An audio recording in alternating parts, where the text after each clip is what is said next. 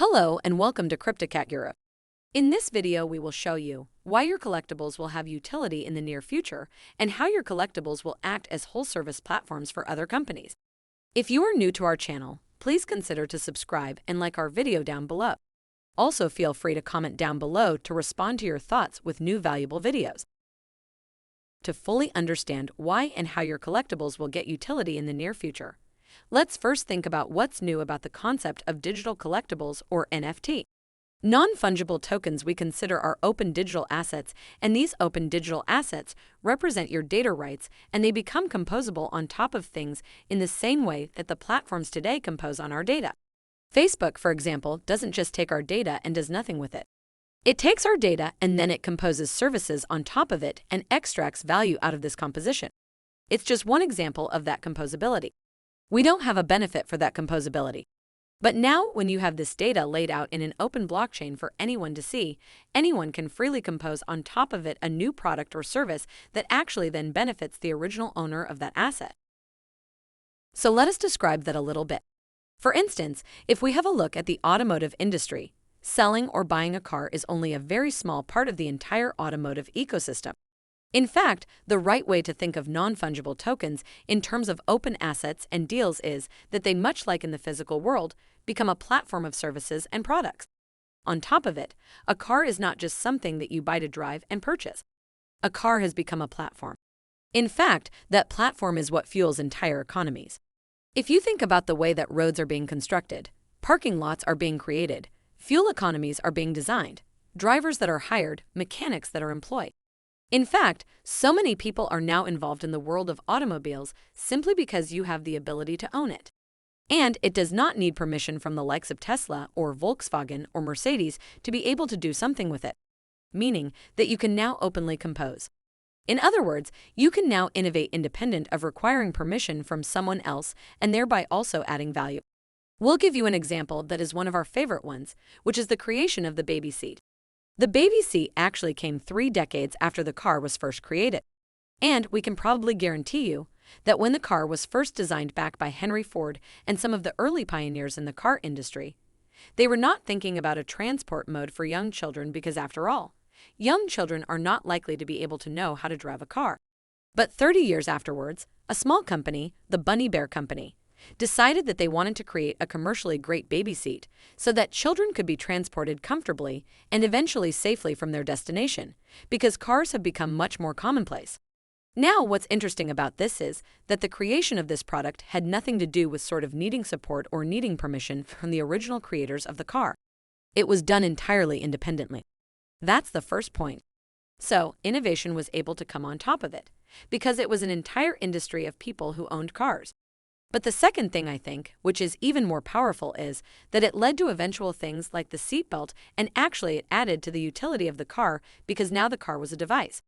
It was a utility item that had a value to families to transport children safely, as well as bringing the adults from place to place.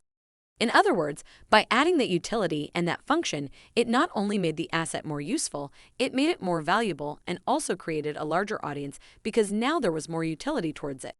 And today, if you have a family, you cannot imagine having a car without a baby seat or support for baby seats, meaning that they both benefit of each other's value and they both created value for each other.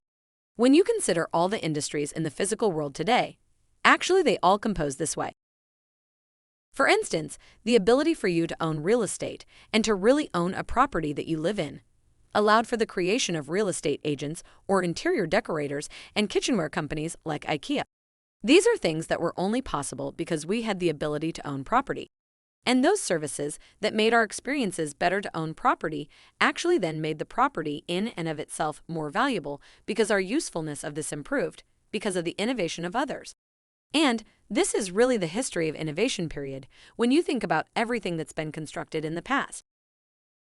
But in the digital world, everything is permissioned because the traditional closed system meant that when you play a game, that asset cannot transfer, it can only stay inside the game. And in fact, it's rented. You don't have an ownership. It belongs to the game company, and if you ever wanted to use it for something else, you must always seek permission from the platform. Essentially, it becomes restrictive and very innovation unfriendly because you always need to seek permission. But in a decentralized blockchain model, where your assets exist in what we consider the true and open metaverse. They are free to go and travel everywhere they want, much like free trade of assets and items that we have in the physical world. And because you own it, it allows for a third-party composition on top of it. For instance, if you own a digital collectibles in Veve, it can be used not only in Veve, but also in other games on the Immutable X platform. There could be a bunch of new services that people create on top of the fact that that person owns this asset. And so really what they're doing is developing and creating network effects not just within the game itself, but within the asset itself. Meaning that every asset, much like the car example we gave earlier, becomes a platform, and in fact, the assets themselves become platforms that people can openly compose. But it is only possible if you actually own that. You can build your own experiences. You're free to sell it to someone else. You're free to collect rent and all the benefits that ownership confers upon you. We think this is really critical. That essentially this paradigm that we've seen before, where the internet was really about information at first, and then with the advent of Bitcoin, basically it created a sort of internet of value, and now essentially with non-fungible tokens you have this paradigm of ownership of things, of objects and assets. And non-fungible tokens really deliver the internet of ownership, where you can have an owner piece of your digital experience, your digital life, your digital self. In the near future, your collectibles on Veve will act as digital platforms for other services like fractionalization of your collectibles, avatar creation, avatar modifications, and content creator services. You could use them as profile pictures, your personal avatar, or gamified characters in other metaverses. The utility of those collectibles could be as big as you could imagine, and therefore also the reward. Think of your digital collectible as the product for a whole ecosystem that will be built around it. With that said, we are already at the end of our video. If you liked our content and you want to see more videos like this, please give a like down below and consider to subscribe to our channel. Your Cryptocat-Guru.